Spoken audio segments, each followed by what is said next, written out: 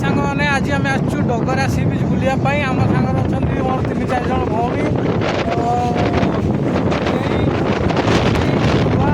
ସମସ୍ତେ ଆମେ ଆସିଛି ବୁଲିବା ପାଇଁ ଆସିଛୁ। ଦେଖିପାରୁଛୁ 2 ଜଣ ଭଉଣୀ ଆଉ ଗୋଟେ ଛିଡ଼ା ହେଇଛନ୍ତି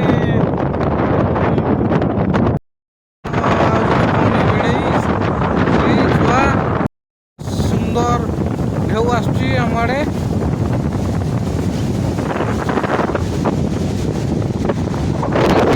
ପରିବେଶ ସବୁଠୁ ନିଆରା। ଏଇ ପୁରା ନିଟ୍ ଆଣ୍ଡ କ୍ଲିନ୍ ପରିବେଶ ପାଇବା ପାଇଁ ଏଠି ଦୋକାନ ବଜାର ହୋଟେଲ ସବୁ କିଛିର ଫ୍ୟାସିଲିଟି ରହିଛି।